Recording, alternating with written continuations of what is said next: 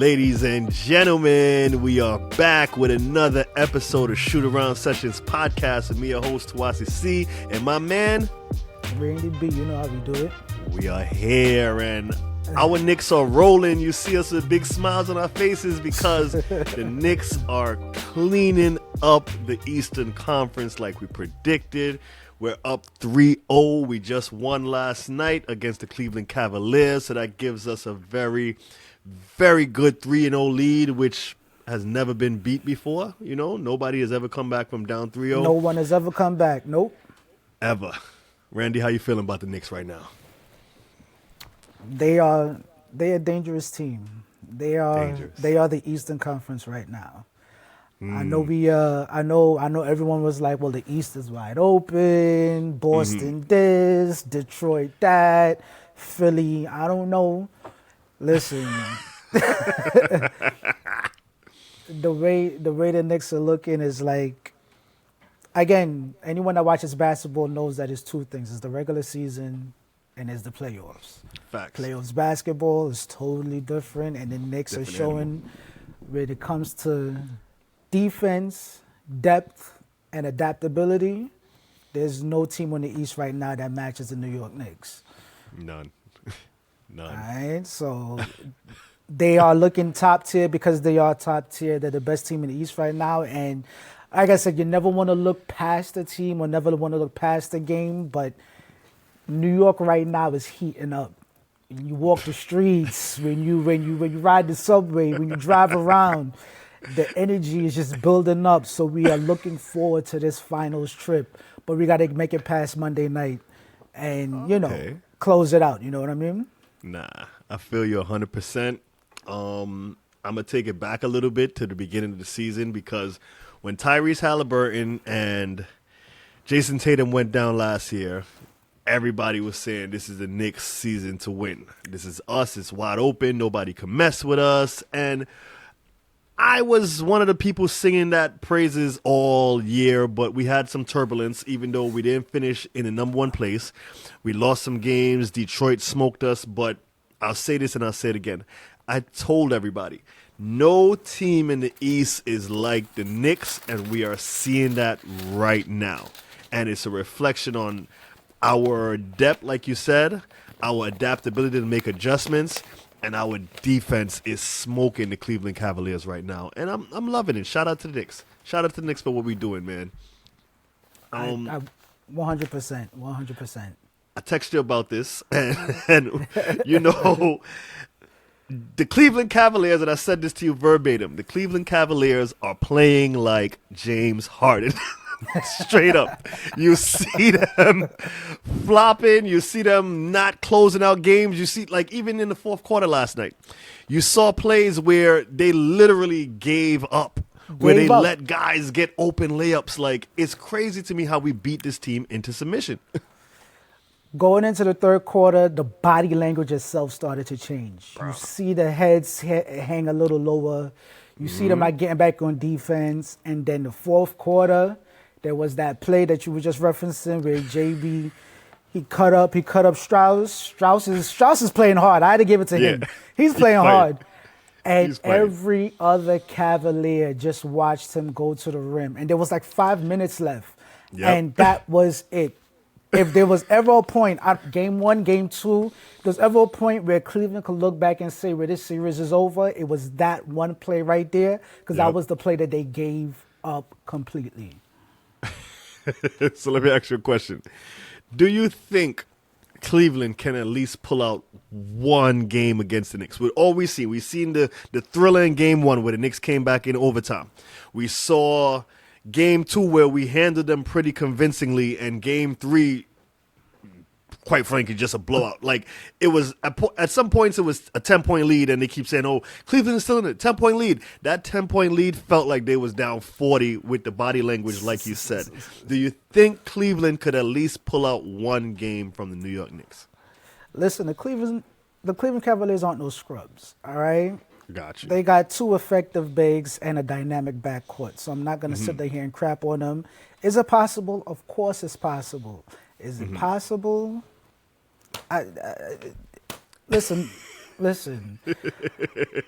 The service is over.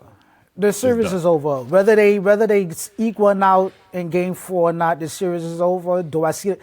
I more so do see them getting swept, but can they pull out at least one game out of it? Cool. Do I see New York throwing a game because they want to win that? They want to put that Eastern Conference banner up in the Garden. I can see that happening too. I don't know. I don't know. I was just talking to the missus this morning, and I said the same thing. I said, me as a Knicks fan personally, I want to see the sweep. I'm good with a sweep, but it would be even sweeter to see New York in a ruckus on Wednesday night. Everybody going crazy because the Knicks sent them home in our home stadium. I would love that, but me being a realist and knowing we need our rest and the job is not done. I need them to pack them up in 4 in Cleveland in their own building, because shout out to the Knicks fans that traveled all the way to Cleveland, the Knicks fans that's already in Cleveland representing. It looks good when you see us in everybody's arena repping that orange and blue saying, go New York, go New York, go. You're hearing Jalen Brunson MVP chants with 3 minutes to go in the fourth quarter. Our fans are doing it, and I'm happy. I'm very happy. I just want to see them pack it up. Yeah, no. Yeah. Just pack it up. Just close it out. I would love to see them do it in New York, but you know what? The next series, they have the opportunity. As a matter of fact, more so, I do want to see them sweep because I want to see them keep this momentum up. Facts. Because let's just say New York is the best team in the postseason right now. Let them keep that momentum, because I'm not saying that it will happen. People might call me crazy for even suggesting this. But whoever comes out of the West, let's just say Knicks go up 2-0. Then they have the opportunity to win a championship in New York City in that game 3 or in that game 4. That will be crazy. I know it's not going to happen. That's just asking for too much. But you do want to keep the momentum, and you do want to, again, rest is always great. Too much rest. Too much rest can affect you, and we saw that in game 1 because they went down by 23 because, again, they were a little flat-footed. But they got back in the groove, and they're doing their thing. But rest is always a good thing. Josh Hart playing hard. You could see he injured that ankle a little bit in game 2. You want to see him get as much rest as possible. OG, we want him as healthy as possible. So, Facts. Listen, if I had the choice, close that crap out and just sit back and watch the West beat each other up. You mentioned Josh Hart, and I know, and last episode, I think I apologized to both of them, Josh Hart and Mikal Bridges, but we got to talk about Josh Hart in game 2, how this man stepped up, went 30 points, and just dominated that game where they dared him to shoot. They said, oh, you can't shoot. They wanted Josh Hart to beat them, and Josh Hart beat them. So my apologies to Josh Hart, and even more importantly to Mikal Bridges, who has been an animal on this run. We haven't lost a game in a month.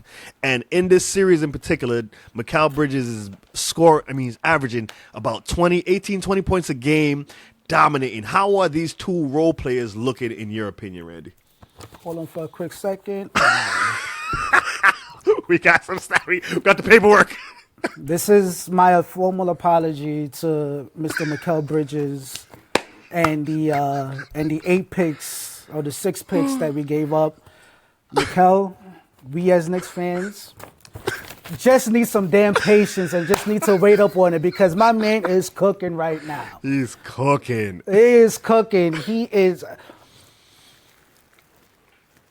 Besides the Knicks, the New York Knicks franchise, I'm sorry, Atlanta has to be my favorite other franchise, because whatever happened in Atlanta completely changed the whole dynamic of this team.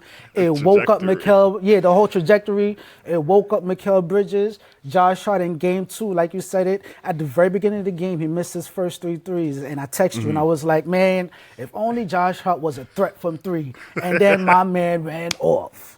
Just like that. He ran off. Even last night, don't leave him too open. All he needs to do is just figure it out, and he's going to do what he got to do.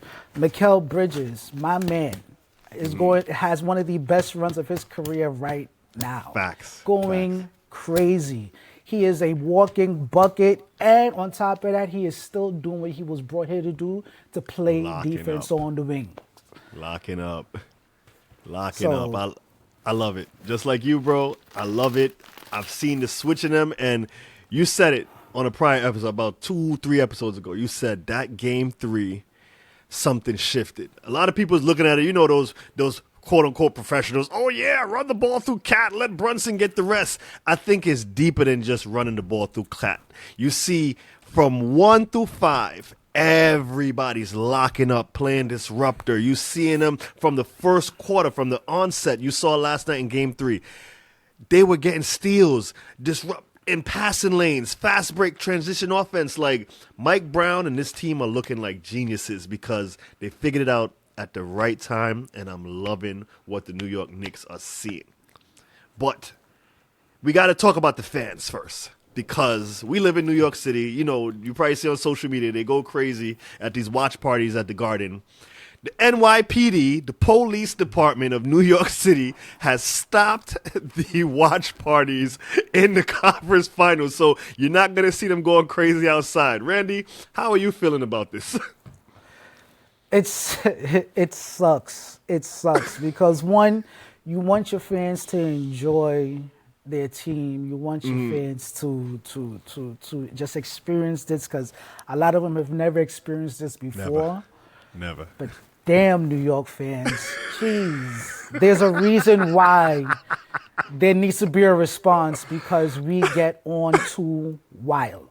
We get on too wild. I mean, I'm sorry, there's no other fan base like our fan base. None. I'm sorry. There is no other fan base like our fan base. And there's a reason why they're doing what they're doing. Listen, I'm all for safety first, and I realize it is a safety thing, but there gotta be a middle ground, a meeting ground here where we can still enjoy but not need to be, shut down completely. Being shut down completely is unfair.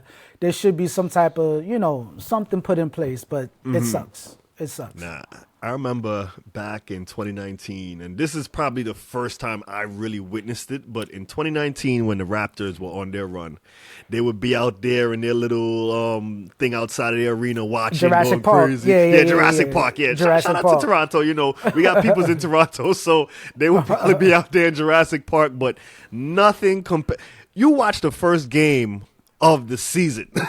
And Knicks fans is out there going crazy. Bing bong, bing bong. Bing bong, bing, crazy. Now, you're looking at it now, and I'm not mad at the police. You know what I mean? I'm not mad at the police because it is going to be pandemonium every single win we get out there. If the Knicks win the championship, I keep saying this. I've been saying it for the past 3 weeks. They are burning the Garden down. Out of sheer excitement, they are burning the Garden down. It's crazy. They're going to have to call in the military tanks for us because people are going to be going crazy. But Knicks fans, if y'all listening to us out there, we know y'all be in the comments. Shout outs to y'all. But we got to take it easy. The mission is not over. The job is still to be done, and we got a lot more games to win. But I want to segue that into going out west because we got a series out there. OKC is up 2-1. How we feeling about these foul betas in this series? How we feeling about this series in a whole?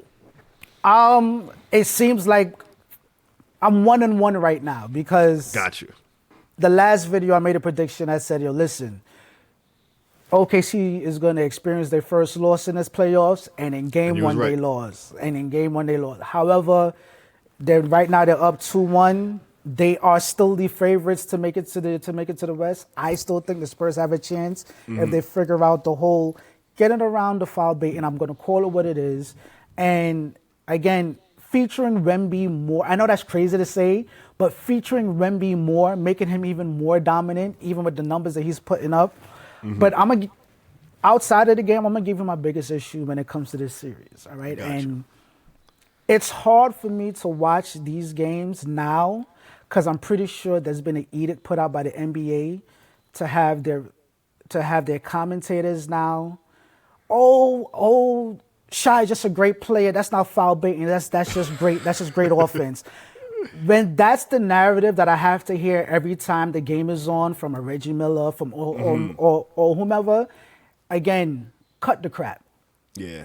Cut the crap. I was watching another, I think, podcast or something of the sorts, and I think Joe Johnson. I think it was Joe Johnson. He was like, he just, if the refs can't catch it, that's not the point. It's not basketball. It sucks. I literally have to take it off because I'm not watching basketball anymore. There's a highlight reel of Shai taking every shot he takes, he crumbles to the ground. Yeah. He crumbles to the ground like a Lego or some crap. He just crumbles to the ground. Cut it out. It's horrible basketball. I'm sorry.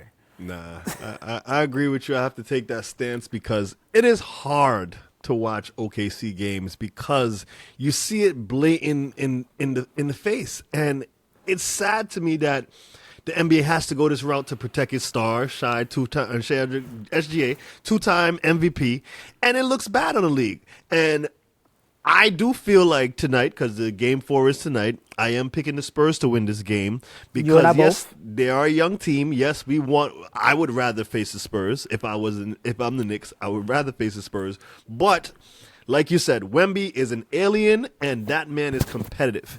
He will figure something out, and he will go down with a fight. And I'm pushing for Wemby. Wemby, if you're listening to us, if I gotta say it in French, sacre bleu, you gotta fight back. You gotta be an animal in this series. And dare I say it, get some more 40-point games. Throw 40 on them and dominate, because that man is an alien. And once they start running it through him, I think the rest of the team could also, once they play fast and go crazy, OKC got the refs in their back pocket, but I still think OKC is going to make this series a lot more competitive, and the Knicks is waiting for one of y'all. We want the smoke. We ain't scared. We ain't scared because the Knicks are playing together. They are playing together like a team. And like I said, I texted you this the other day. Before it's like, can we make it to the conference finals? Then can we make it to the finals? Now it's been shown that it is. I texted you the other day. I said, I'm not scared of anyone right now. I'm not scared of anyone in the West.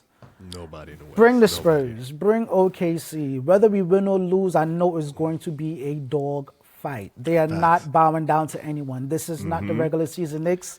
This is playoff Knicks, where their defense, again, depth and defense, that has been the key to this playoffs, depth and defense, and now just adjusting to anything.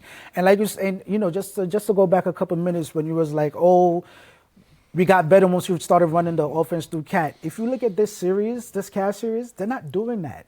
Nope. They have adjusted accordingly. Switched it. They switched it accordingly, so you don't know what Knicks team you are getting. That's a fact. And that's the dangerous part about this 2026 New York Knicks. Nah, it's true. Like, they haven't ran. I was talking to a coworker at work, and he's telling me he listened to Colin Cowherd, and he's like, yeah, let Cat get some minutes and let him do his thing, and then let Brunson do his thing. But if you really pay attention to these games, if you really watch basketball, you're seeing these guys clicking on all cylinders. You're seeing OG knock down 3 after 3, where before you watch the regular season, and we've seen games where the Knicks have collapsed in the third quarter. We've seen games where they've collapsed in the fourth quarter, and they don't have answers for teams when they get on runs. Last night in Game 3, we legitimately saw Cleveland give us their best shot in the second quarter. And I think the halftime, it was like we was up by 2 or a couple points. And I texted you, and I said, yo, that's Cleveland's best shot. That's their best punch that they could give the Knicks. And after that, you see third quarter, they come out, steal after steal, 3 after 3. OG, McCow, Brunson, Cat, everybody has an answer, and nobody has an answer for the Knicks, which is something that I love. I'm loving to see it. I'm loving to see the grit. I'm loving to see us really rise above the problems. But as Brunson said last night, we got a lot of things to clean up because we're not there yet. The crazy thing about all of this is Cleveland actually has a pathway to a victory. Just a game. I'm not saying this series, but a pathway to a victory. Those two bigs in the middle, if y'all ran y'all offense through them, they will keep the game close enough. There was a point where Mobley was making anything he wanted, no matter who was guarding him. All right? They're two bigs in the middle. Again, if they play off of one another and get them the ball in the right spots, they can keep it close. You're going to be sacrificing threes, yes, because again, I know Cleveland relies on threes to kind of stay close, but honestly speaking, Cleveland just don't have the defense to kind of keep up with that. Because every shot that they were making in the middle, We were making a shot on the other end. We were making a three on the other end. So, yeah, I mean, they have the key to keep it close and possibly win the game, but they don't have enough to close it out. Nah. I mean, they got Max Strus, like we said. Shout out to him, playing tough. Sam Merrill. I got to talk about Sam Merrill because I don't know where Sam Merrill came from. I don't know what hole they dug him out of, but people really had Sam Merrill out to be some great player. Like, yeah, this guy's he's taking charges. He's doing this. Sam Merrill is not like that. Straight up. The only player that the Cleveland Cavaliers have. And shout out to the bigs because Mobley and Allen, if they could get down low, they get rebounds, they do what they got to do. But let me tell you what's the problem with these guys. Mobley doesn't have a post game. He doesn't have he could get down there in the post and you throw it down to him every time. He doesn't have that game. He creates off of the wing and off the top. Jared Allen, since he was in Brooklyn, he's a rim protector. He could do all of this, but I just don't see him being that dominant force that you go down there to him every time and stop them. You know, he's a cleanup guy. He's a cleanup guy. He's a cleanup guy. He will get you a rebound, a second chance points, and like you say, he will protect the rim at points, at times. But we got to talk about the man, the myth, the legend, James Harden. The sixth man on the team, the sixth man on the Knicks team. I'm telling you. I think after this, we got to put a jersey for James Harden and Raptors in New York because the way he's not showing up in these playoffs, the way he's doing the same thing that he's done from 2015, that dribble, step back three. We've seen the Knicks give it to him, and his superpowers have ran out because he's not even hitting those shots. He get a couple shots where he could get things going. His defense is bad. He tries to get mismatches on Brunson, but they can't keep up with us, bro. They really can't keep up with us. And I don't even see the Spurs. I'm not going to talk my mess now because we're not looking past this team. I don't want to wait. We got to wait. Yeah. We got to wait. Regardless to how this goes down, I'm very confident in New York Knicks, and I think we got it together. But do you think Cleveland made a mistake in making that James Harden trade? Absolutely. They didn't need to. They didn't need to. Absolutely. What did you get? An extra few points, no defense, no defense whatsoever. You're getting a dribble step back miss three. You're getting a good floater. He can still hit the floater when he's ready. I personally think like they would have been a better team if they had Darius Garland on this team. Absolutely. I don't know. I saw Darius Garland used to give the Knicks fits for years. Years. Not to say we didn't have an answer for him, but imagine this guy's speed and being able to play fast. I don't think James Harden could play fast like that. And we looked at people, when they made a trade, we told them, y'all bugging. There's only one basketball. And I got to ask you this question because there's rumors out there. Do you think Spider Mitchell is really hurt as he's out there playing? You do see a decrease in his explosiveness at times. But then Donovan Mitchell will go off and get you 23 points off of his shot and get into the rim. Last night, every time he drove to the rim, he damn near got it. So game two, I would have been like, yes, of course, you could see there's an issue. Last night, I don't think so. Or maybe he just has a great poker face and not showing any weakness at all. And shout out to him if he is injured and he's playing through it and not using it as an excuse. Listen, Spider's that dude. We're not going to sit there here and crap on Spider. But I don't know. He could be who he could not be. I don't know. If he is, like I said, good job to him for not even using that as an excuse. If he isn't, then his window is shrinking. Yeah, I feel so. I mean, in game two, I did feel like he was hurt because if you look at game one, the explosiveness, him killing it, and then I think there's a moment in the fourth quarter where you actually see after he hits that three, then he kind of defers and he goes away. I think he got hurt at that point. I don't think it's a nagging injury to the point where he can't play. I think just the team doesn't have enough. We saw the adjustment last night with Mitchell Robinson because the first two games they went to Hackemich. And then last night we see him bring Mitch in at the 2-minute mark so that they can't use that Hackemich. So shout out to Mike Brown being effective. They took a chess piece away from us, but we figured out how to counter that. And in the fourth now, I believe it was in the fourth, You see them bring in Mitchell Robinson again. They tried to go to Hackemich, and Mike Brown just keeps making these adjustments. Mike Brown is looking like a brilliant coach. What do you think the difference between Mike Brown and Tom Thibodeau is? Hold on for a quick second. I'm going to tell you right now. I already know your answer.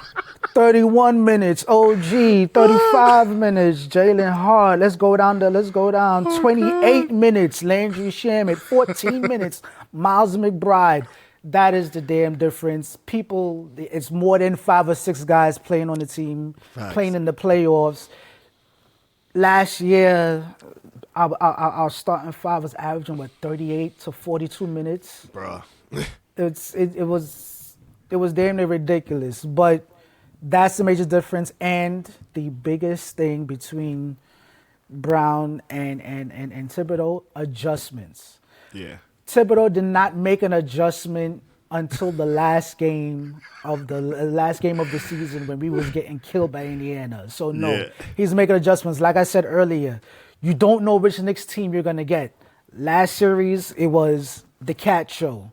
This series is damn near starting 5 plus Hart, like plus Hart. Everybody. Or I should say starting 5 plus Shamet. All right, everybody is touching, and then next series, who knows? We might run the offense through Mitch. We don't know. You don't know. Who we're gonna get. We don't know. We a dangerous team. Knicks, just keep doing your thing. Don't stop. Can't stop. Won't stop. Oh and I think the next time we do an episode, we will be saying the Knicks is going to the finals. I'm gonna put a stamp on it because I do think it's a sweep. Cleveland looks demoralized. They look like they don't have any fight in them, and I'm not mad at them. Like, if y'all want to lay down, just lay down. We don't need any dramatic games. Oh my gosh, the game of the century. I just need the Knicks to win. Boring, ugly, whatever it is. I just need the Knicks to win. First time since '99, 27 years ago. Ooh. That's crazy. Woo. That's crazy. All right, my last question to you. If we do or we don't finish the assignment, where are you ranking this team in particular, on your all-time Knicks teams?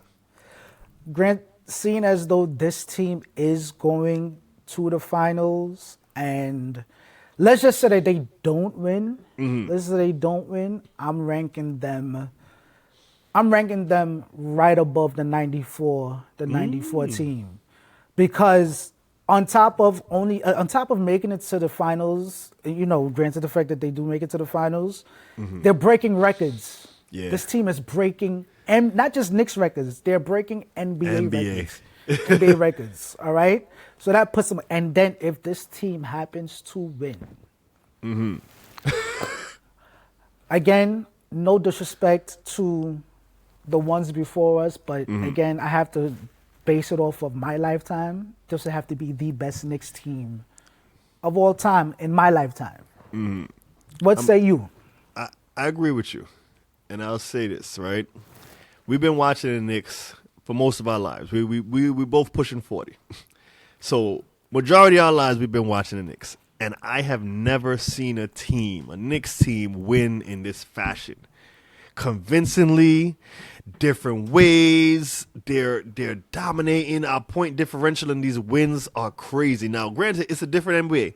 They can't touch you anymore. They can't hand check you. So we're seeing that play into the factor. But the way they're clicking on all cylinders, from OG to McCall to Cat, I'm seeing them put up shots, and I'm not concerned. They make a mistake. You see them make a turnover. You see guys hitting their head like, we got to do better. Even though they already are winning, and convincingly, they know they have to do better. I think the grit and determination of this team, as cliche I'm about to sound, is just different. It's out of this world. And shout out to the Knicks.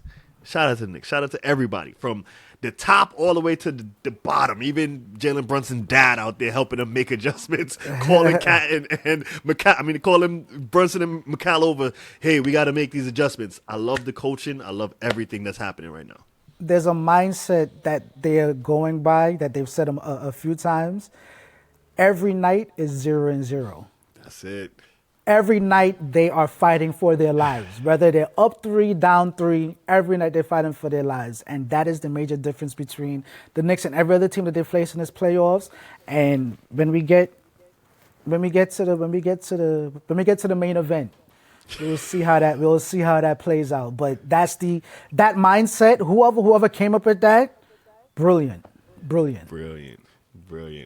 I think that's gonna do it for us today, though, because we just gotta wait for the main event. We're gonna be sitting back.